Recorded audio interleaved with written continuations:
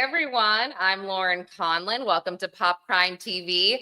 I am not alone. I have an incredibly special guest. I have been waiting to talk to this man for a very long time. Emmy award-winning investigative journalist Robert Rand. Now, Robert Rand, I should say, you're right next to me. You are very well known for covering the Menendez Brothers case from the very beginning, pretty much the day after the murders, and you are responsible for uncovering key evidence here that, I mean, pretty much has gotten their sentences changed from life without parole to life with the possibility of parole. And their hearings are coming up this week, and actually it's the anniversary of the murders as well, which is wild. How many years has it been? That's right. August 20th, 2025 is the 36-year anniversary since Jose and Kitty Menendez were killed in Beverly Hills on a Sunday night. Wow. And wow. I began covering the case the morning after the killings. I received a phone call from a friend of mine, Steve Apple, who is the editor of a trade magazine for the home video business. And he knew that I had been researching a story about the home video business for the Sunday magazine of the Miami Herald for a couple months in the summer of '89. And he told me that a high profile home video executive and his wife had been killed in Beverly Hills the night before. And Jose Menendez was Cuban American, which made it of potential interest to people in Miami. And, also I had been working on the story about the home video business for 2 months. So I had a lot of contacts, a lot of sources. And so I literally began the morning after the killings. Wow. Yeah. And literally you have been relentless in your coverage, again, in uncovering new evidence, including the letter that Erik wrote to his cousin, the late Andy Cano, in 1988, which actually served as an exhibit on the habeas petition in 2023. Yeah. And again, I had been following this, but it wasn't until your documentary with Peacock in 2023 with Roy Rossello that I really was like, wait, what? And I'm all about, everybody getting a fair trial. And I think, many of us agree that their second trial was so egregiously unfair. And they, they didn't have a shot. Truly, they didn't have a shot with everything that I saw with Judge Weisberg. And it just wasn't okay, in my opinion. But Rob, I have to ask you, first of all, I mean, you're very close with the brothers. How are they doing? How are they feeling about their hearings, their upcoming hearings this week? So Erik and Lyle Menendez have been asked by their attorneys not to talk to the media. However, I've had some limited contact with them, and they've told me that they are, as Mark Garagos has said, they are cautiously optimistic, which is the same thing Garagos started saying back last fall when former DA George Gascon initiated the resentencing process. And it's incredible to me. I've written a book about the case that came out in 2018. It was re-released last fall, a week before Monsters Menendez came out. And what gets you out of jail after 35 years is hard evidence. It's not the excitement from a buzzy TV show like Monsters was. And what we had in Menendez Menudo was hard evidence, new evidence that could potentially impact the case. And in fact, Superior Court Judge William Ryan ruled last month that this new evidence could potentially have changed the outcome of the brothers' trials in the 1990s.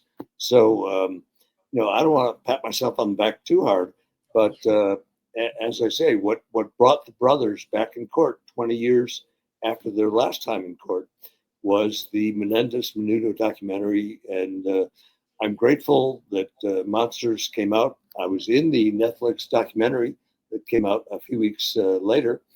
And I'm grateful for Ryan Murphy for raising the awareness level of the story. but I'm friends with the reporter who's the expert in the Jeffrey Dahmer case, and she and I have talked about sending a bouquet of dead flowers to Ryan Murphy. To thank him for everything he Yes. did, including he plagiarized scenes from our books, but that's a matter for lawyers to deal with separately. Absolutely. And I think I think you can pat yourself on the back. I mean, this is like nothing I've ever seen. Honestly, what you have been able to do and how what you found and what you uncovered, how it's led them to this point. I mean, I don't think they ever would have imagined after their last appeal. What was it? Was it 2005? I mean, at Yes. that point, I would 20 years imagine, yeah, when it got denied, they were just like, well, I guess this is No, it. that's it. I mean, yeah, They, exactly. the brothers never thought that they were going to get out of prison. They thought they would die in state prison in California. And suddenly, I mean, this is so incredible for me, as well as for, just the general public. The fact that now we are talking about later this week that Erik and Lyle Menendez are going to appear before the California Parole Board for the first time, and they have a chance to get out. And that's just mind blowing. I mean, when you said that, I actually got chills, and I have absolutely no relation to these brothers. I mean, really, it gave me chills. And the one thing I think I'm nervous about here is because look, I think that if you step back and you look at this case and you see everything on paper that Erik and Lyle have done in the last 36 years, they've done more good than I've done, right? Out of prison, truly. And really, and so I think that again, if you're looking at this, they should get out based on that, not one fight. I mean, but I'm afraid partially because they've been in the spotlight and they've had these shows made about them, and Hollywood seems to be interested, that could work against them somehow. I mean, what do you think? Maybe. The Monsters Menendez was seen by a lot of people on Netflix. Fortunately, a lot of people also watched the Netflix documentary, which had facts, not fiction. And Monsters Menendez was full of BS. It was full of falsehoods. The whole storyline about the brothers being lovers and making out in the shower, that's total BS. I don't believe that ever happened. I know that never happened. And so people I think, are confused about, what's the reality because they've seen Monsters, and what are the facts. And if you want to learn the facts, read my book. There we go. Yes, and I have a link. I have a link in the episode notes to your website, your book, literally all of your work. Yeah, no, of course. And I read it. I mean, it's pretty much the most informative piece of work that you can read about this case. And like you said, you updated it. So it really is from the murders literally till the present. So,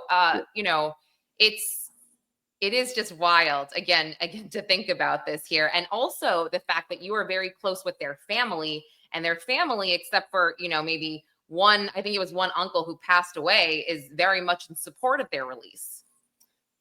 That's right. The luxury that a book author has is that you get to spend unlimited amounts of time with people connected to the case, such as the family members, such as the brothers themselves, who I've been visiting since they were in the LA County Jail in 1990. I still continue to visit them in state prison near San Diego. And they call me occasionally, and we get an opportunity to catch up. When I go to visit them in prison, you are not allowed to take anything except your car keys and $51 bills to buy them snacks at the vending machines. So you can't take a recorder, you can't take a pencil and a notepad. And so I rarely talk to them about the case when I visit them. We just talk about life. When I want to talk about the case, they call me, and I'm at home, and I can take notes and I can record and all that. So I didn't know that you can't take a pad of paper and a pencil I had no idea. I guess that's dumb of me. I guess maybe a pencil or pen could be a weapon. I don't know, but paper, I guess You need to Yeah, those are the rules, and I'm wow. very very familiar with them. And one other thing I just want to mention, I Mhm. actually have worked on many other stories over the past 36 years. Yes, I was yes. a member of the investigative unit here at CBS 2 in LA for about 10 years. Mhm. And I actually won an Emmy for a series of stories I did that led to the release of a man from immigration detention who had been jailed for 2 years, and he was released because of the stories I did. So I have actually been doing some other stories. Of However, course.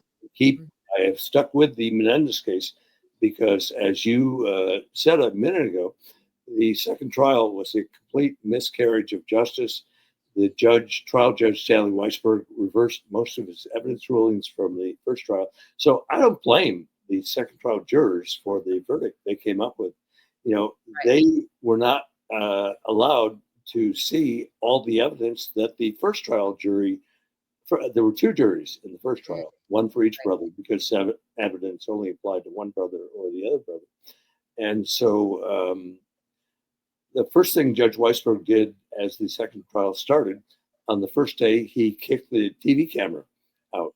Court TV had carried the first trial, gavel to gavel. You can go to their website and you can watch the entire 6 month long first trial, including I testified. I'm like, you did about your Donovan Goudreau interview, which is, I Right, literally saw it. It's as a crazy. witness in an evidence hearing. So you get to see 1993 me, uh, getting smacked around by Pam Zanich. But I got the prosecutor, but I got a few shots back at her after I got over being very nervous on the witness stand. And anyway, enough about me. No, Uh, I don't blame you for that. I mean, that was crazy. And it was wild that, they kind of were like, sorry, you can't report on this trial. We're taking well, they did not allow me back in the courtroom for three crazy. weeks until I had to hire a lawyer and spend thousands of dollars in legal bills. And I was able, fortunately, I was able to keep following the trial in the Right. media room where there were 200 reporters who were following the case in the media room. I had one of the 12 reserved seats actually in the courtroom. I was in the courtroom when the Right. brothers testified, which is a totally different experience than watching clips on YouTube when you're 20 feet away from. Lyle Menendez was so incredibly strong in the first trial. That first hour of his testimony, just really, people were emotional. The family was emotional. Jurors were crying. Reporters were emotional. When we took the first break uh, after that first hour of Lyle's testimony in September '93, uh, Dominic Dunn, the famous writer for Vanity Fair, asked me to come down the hall with him so we could talk privately. And he looked kind of ashen faced. Dominic Dunn had always been a pro prosecution cheerleader in the trials he covered. He went through a terrible tragedy with the death of the murder of his own daughter. Um, and when Dominic Dunn and I walked down the hall, he turned to me and he said, I can't believe that I'm going to say this, but I think Lyle is telling the truth. Right. And I said, Nick, that's some of the most powerful testimony I've ever seen in a courtroom. Fast forward 3 hours later, Nick Dunn and I used to do weekly debates on Court TV. Yeah. And so, we were appearing live with Terry Moran, who was the original reporter for Court TV. And they were going to go to Nick Dunn first. He was the famous Dominic Dunn. And so I had about 5 minutes. And I thought, well, what am I going to say? I'm going to talk about Yeah. that conversation we had in the hallway. Right. And he started out, I didn't believe one word coming out of his mouth. And so then I had 5 minutes. So the clock's ticking. We're on live TV, national TV. And I'm thinking to myself, wow, I could bust him wide open on national TV. And I didn't. I decided in those 5 minutes that I Yeah. had to Yeah. No, I get it. well, I decided, that would not be professional. So when they came to me, the first thing I said was, Nick, I think you and I were in different courtrooms this afternoon. because that's some of the most powerful testimony I've ever seen in court. Yeah. And no, you said it, being in the courtroom and having one of those very limited press seats, it's much different than watching it on TV, being in the overflow room. I think, the fact that you saw jurors crying over Lyle's test, I mean, that must have been super powerful, because that's part of it, right? We're sitting there. Our opinion doesn't matter. Their opinion matters. So the Well, fact as yeah, I said, not only jurors were crying, of course, family members were crying. There were reporters that were crying. I mean, wow. that's how powerful this testimony was. And I urge anybody who has doubts about the Menendez brothers, go watch the first hour of Lyle Menendez's testimony from September 10th, 1993. You can go to Court TV and watch it uncut. And it's very strong.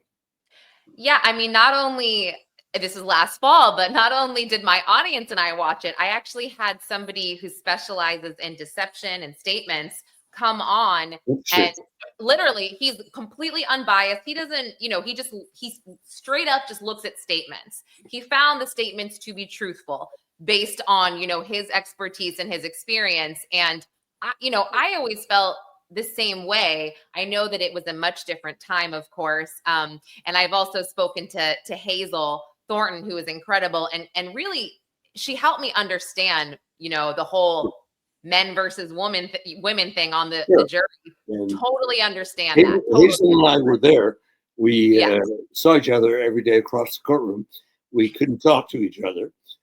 We've since become, particularly in recent years, we've become good friends. Hazel lives in New Mexico, and actually she came over here to LA.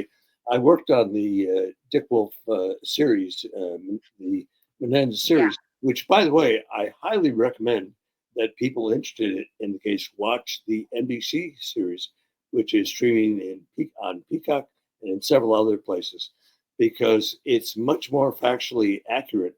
It's really kind of like a documentary. They based that series on my manuscript, which had not been published at that time.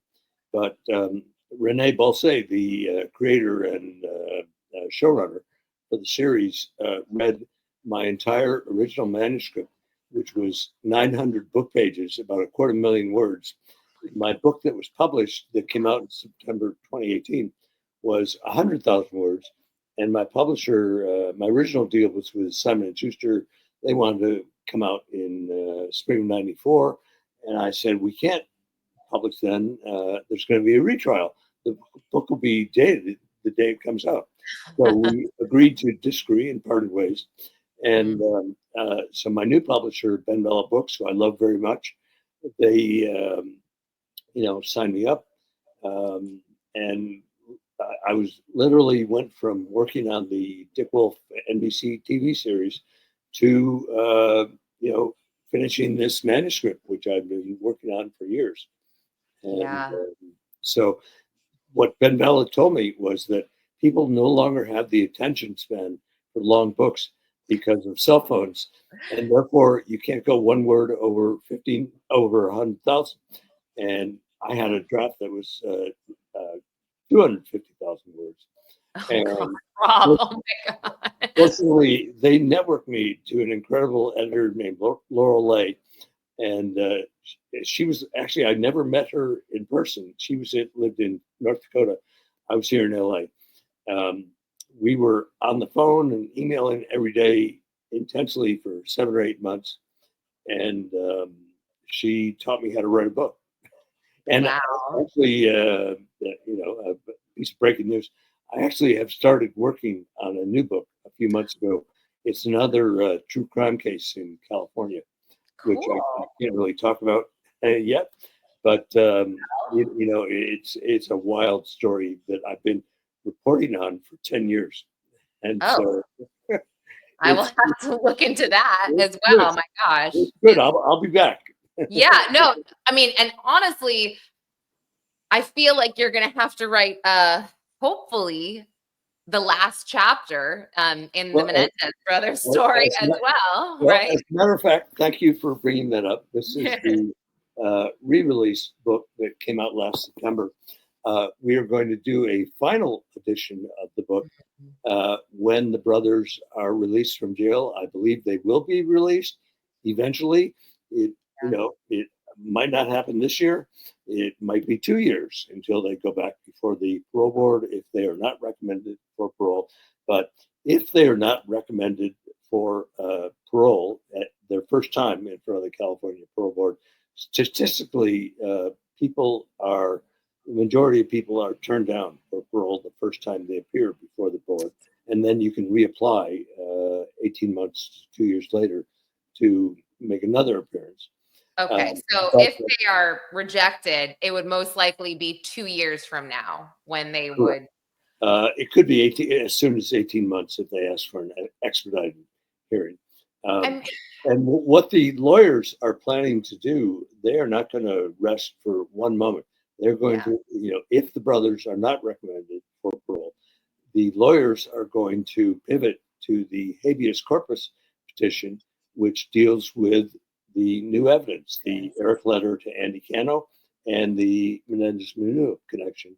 And as I said, last month, a Superior Court judge ruled in favor of the defense. The prosecutors filed their reply. The defense filed their reply to that. And so I believe that there could be evidentiary hearings. And Roy Rossello, the former member of Menudo from our documentary, would be the star witness of that. Yeah. I mean, I have always thought, again, I am biased in this case. Truly, I've said it many times. I obviously don't agree with murder, with vigilance. I don't, but again, we're talking about two brothers who also have spent, over 35 years in prison, for a very, very awful situation that they were in. And at this point, I do feel like they check all the boxes to be released, including the fact that they have said numerous times on the record they regret it and they are sorry and they would take it back if they could. And I think that's also, a big part of this here. So, go ahead. I believe that regardless of how you feel about the case, they've been incarcerated for 35 years. Yeah. It's time to let them out. Mm-hmm. They've been punished severely. Yeah. There are people that commit terrible crimes in California that are out in 15, 20, 25 years. Erik and Lyle Menendez have been in for 35 years in the LA County Jail, for 6 years when they were on trial, and then in the state prison system since they were convicted in 1996. And enough.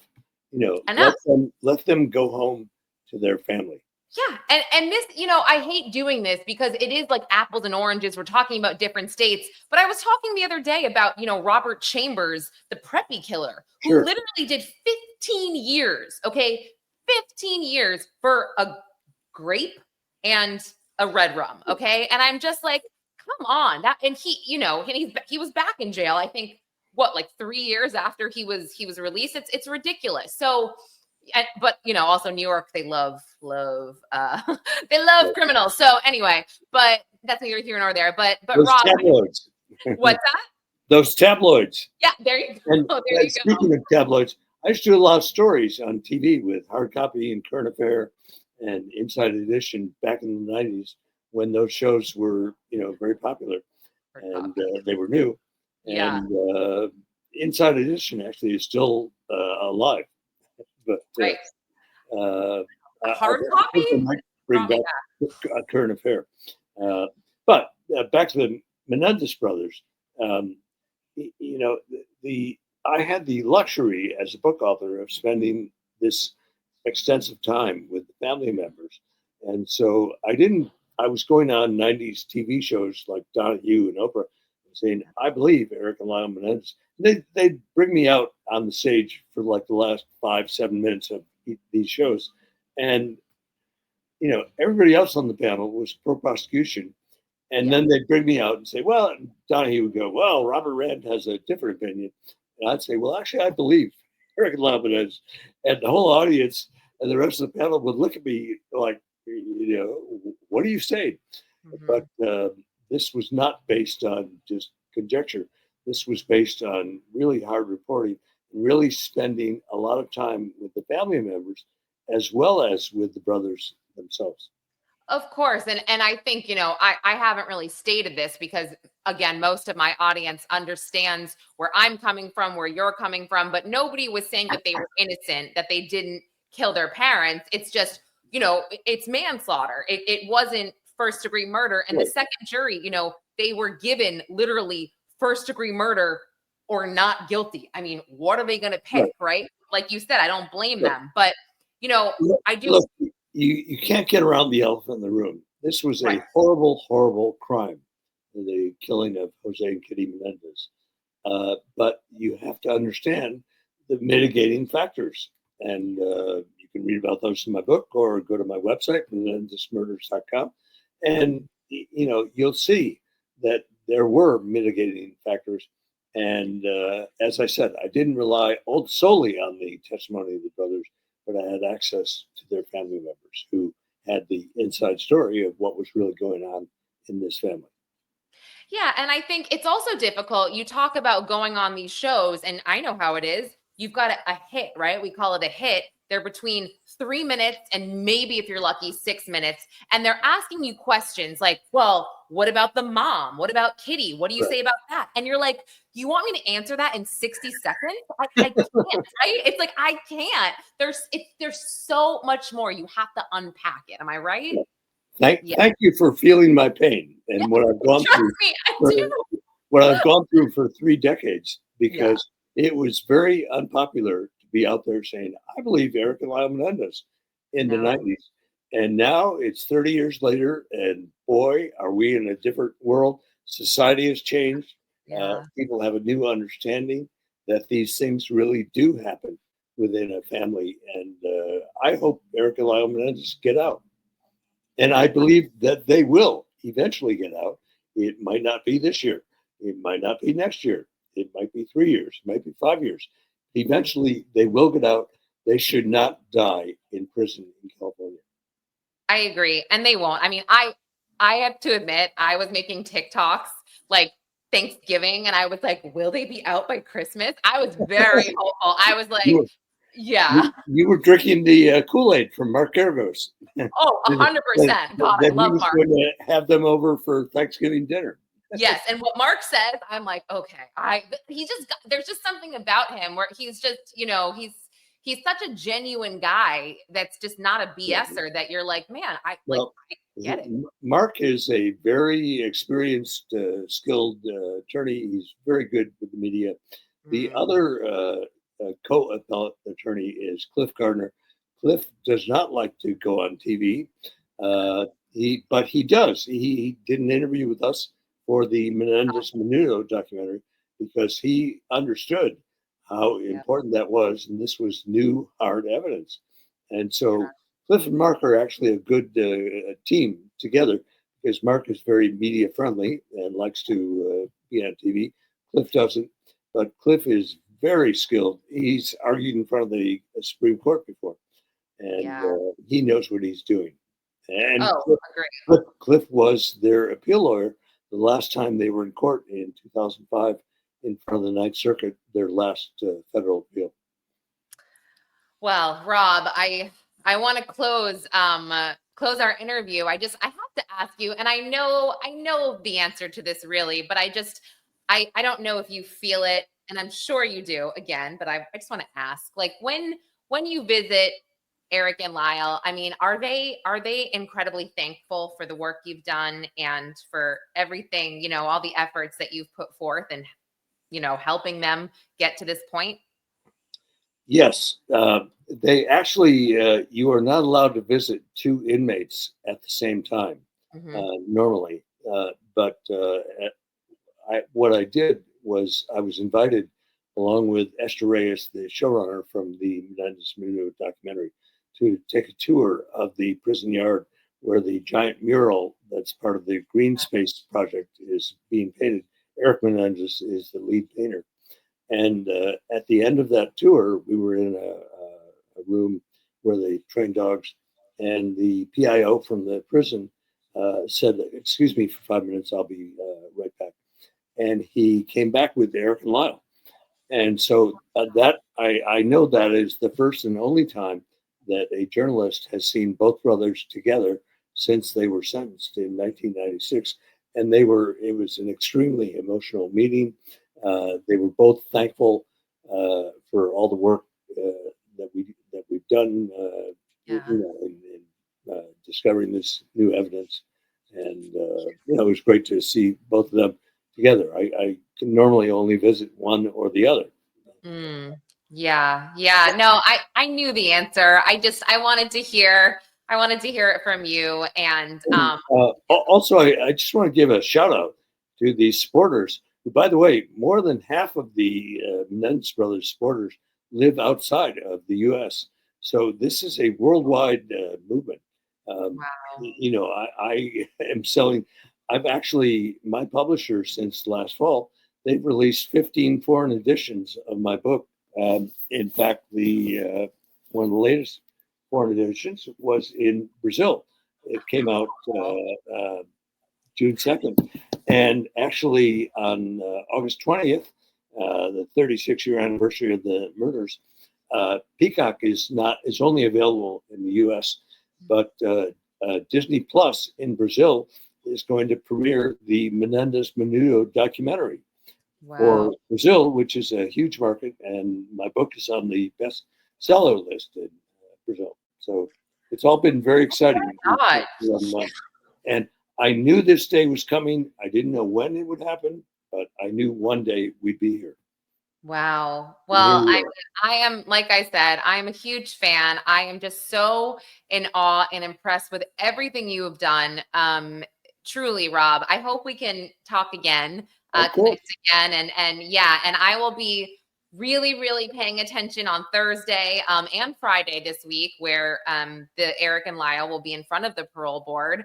I'll be saying prayers, sending good vibes. And again, if you want to follow Rob and buy his book and check out all of his work, you can check the episode notes. It has all the information. And Rob, thank you so much. It was so great to talk to you. You're very welcome. It's great to meet you.